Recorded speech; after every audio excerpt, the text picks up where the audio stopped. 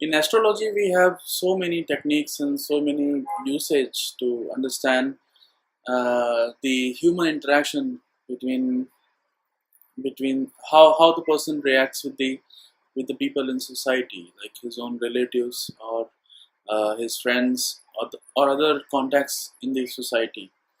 How he's behaving in the in the in the professional place, in his office, how he's behaving at home, and how he's behaving socially.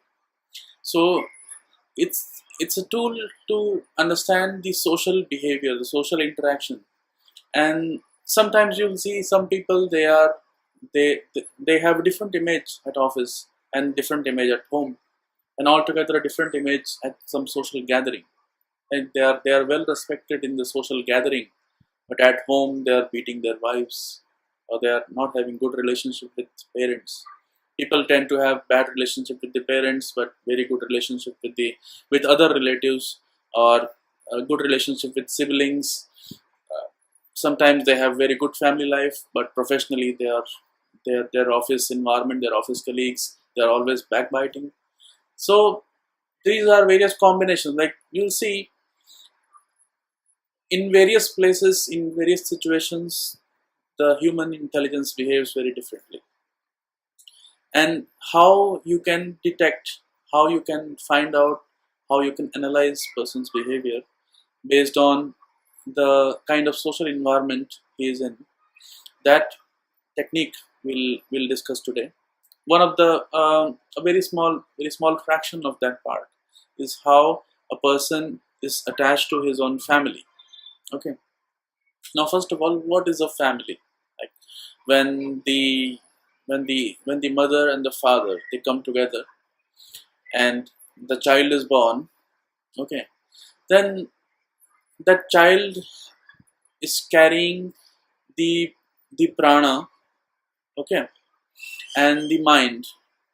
Okay, so prana is the symbol of the sun, and the mind is symbolic of moon. Mind is carried by the udan vayu, and prana is carried by the prana vayu. Okay, and when these two come together, they form in the childbirth. They form. It's like saying, see, all these things have a karmic influence. Okay, for example, if somebody, uh, that's a theory of karma actually. Like nothing happens in this world in isolation. Okay, your relatives, like in Upanishads, it is stated like this, that consider your immediate circle to be like piece of wood logs placed in a pond. Okay, so sometimes when the waves in the pond, uh, because of waves in the pond, the logs get distracted from each other, and they again join at some place. Okay, so basically these waves, these karmic waves, they cause the logs to come together or to separate at some point. Okay, so these logs are symbolic of each individuals you are dealing with. Okay, like in your personal life, in your social life, you may be dealing with hundreds of people. Okay, now these hundred of people, what would have been if you have not taken birth? Okay, if you, like, you would have changed life of so many people that you won't even know. Like there was a movie, I remember, I think it's a beautiful life, or life is beautiful, some, like, the movie of the name is, I think, it's a beautiful life. It's a very old movie, old Hollywood movie, I think 1950s or 60s, black and white movie. So what it states, like, one person, he was very um, he was very disillusioned and very depressed, and he went to uh, uh, do suicide. Okay, and he jumps from the bridge, drones into water. The angel was seeing him, and he goes inside the water, rescues him, and brings him back. and ask him what happened. Why did you commit suicide? Why are you committing suicide? My life is useless and I'm doomed. Nobody cares about me. So the angel tells him, okay, now I'm giving you a brand new world. Okay, now in this world, you can just in this world you are not there. You're simply not there. You're as if not born. Okay, you are the second child of your parents, and you are simply not born. Okay, then what this world would have been? Let us go and imagine. Now he now he sees in front of him how the world is if he was not born. So he has, like, there are many incidences in his life. Like, he saved his younger brother from getting drowned while skiing. So but since he was not there, so he could not save him, and his leg got fractured. And there was once at the medical shop, somebody was accidentally giving a wrong medicine, I think poison in place of some medicine, and because of that, and he was the one who actually recognized that, and he stopped him from doing that. So this one saved the life of one patient and also life of that owner of that shop. He saw that owner of that shop is now living in the jail, incarcerated. So likewise, all the events he saw, how the world is without him. So now here you see the purpose of somebody's taking birth is to repay the karmic debts that one has. Okay, so if some soul who has connection to you and he wants to take birth in this life, then he may bring the man and the woman together, and when they come together in the form of marriage, marital ties, the childbirth happens and the soul comes down to the earth to experience the karma. In some situations, you will see that after the childbirth, the parents separate. Probably the only cause for them uniting was the childbirth, because that soul wanted to enter into this world to repay the karmic debts. So now, according to Maharshi Pippalad, the the seat of prana is in the eyes and the ear. Okay, and the eyes are the second house, and the ear is the third house. Okay, so if you see from Prana Pada lagna, the second house is the house to see, uh, house to see your eyes. Okay, and third house from a Prana Pada lagna is your ears. Okay, now you have to analyze these two houses to understand the quality of prana in these two organs. Okay, now these two organs, not in the physical sense, but in the quality of reception. Okay, for example, if you see, some people have a very uncanny sense of identifying people at the phone. Okay, just by the voice, they'll immediately recognize, and he's so and so person. Okay, they have very good sense of ear. Similarly, some people have very good sense of aim, very good sense of eyes. Okay, so that quality of reception is coming from the prana. Okay, so if there is benefic in this house, or if there is benefic in the third house from Pranapada lagna, then you have to see this. Now another aspect of this is the important topic of this today's session is how you can use this third house technique from Pranapada lagna to identify whom this person is listening to. Okay, for example,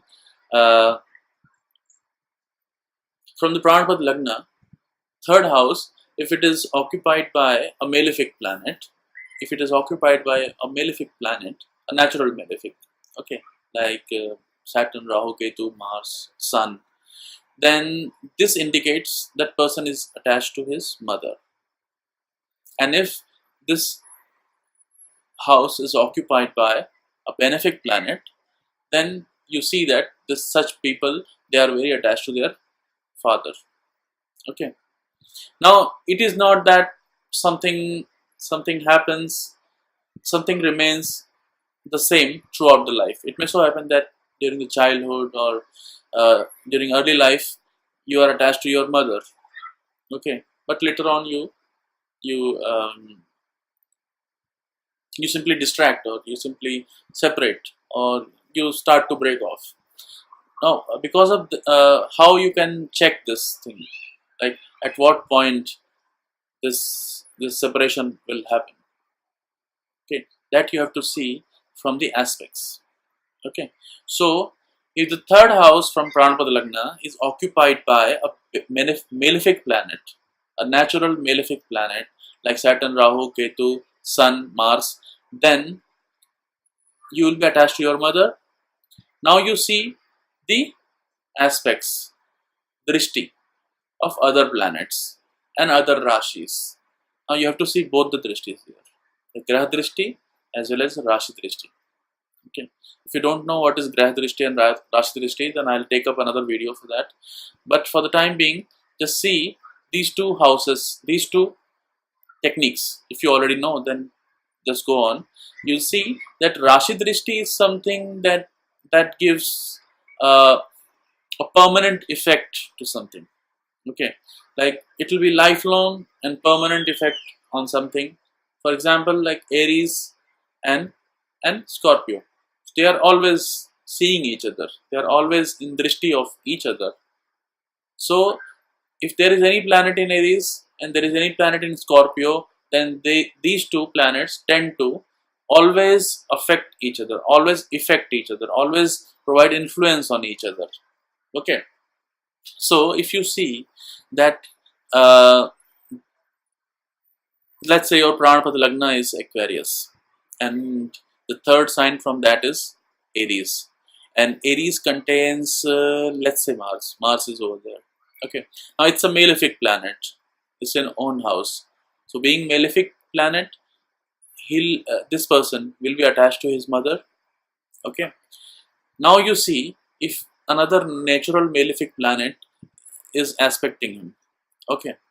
So if there is the benefic planet aspecting him. Okay, if benefic planets are aspecting him, then it will cause a break. Okay, it will cause break in this relationship.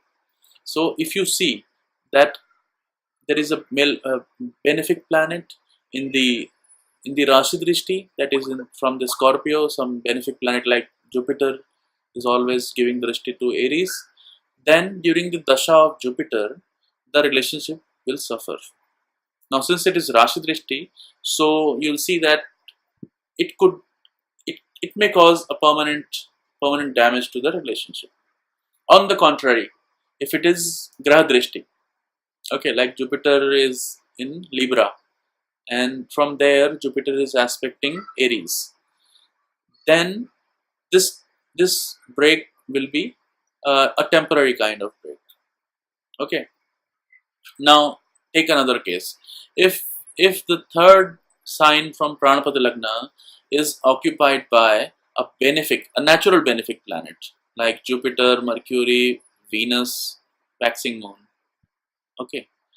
If it is natural benefic, then the person is attached to his father. Okay.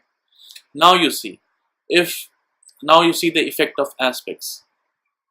If there is aspect of some natural malefic planet, then it will cause break in, like in the previous example we saw. But here it has to be the opposite one. Okay, because that relationship itself is being signified by the natural benefic planet. So if it is aspected by natural malefic, then it will cause separation, it will cause distress, it will cause stress in that relationship. Again, the same rule applies. Like for Rashi Drishti, the kind of damage caused will be very high, and if it is Graha Drishti, then amount of damage will be temporary one. Okay. Now the third case, there is no planet over there. If there is no planet over there, then probably the person is not very attached to his family. Okay, but it doesn't happen that way actually. you have to see the Lord of third house. If that Lord is natural malefic, then he'll be attached to his mother. If the Lord is if the Lord is benefic planet, then he's attached to his father. Okay, and then uh, from the drishti, Rashi drishti and Graha drishti from other houses, you have to recognize how the relationship is going to work further. Okay. Now consider the fourth case where uh, both natural malefic and natural benefic, both the planets are over there. In that case, person is not attached to either of them, nor father nor mother.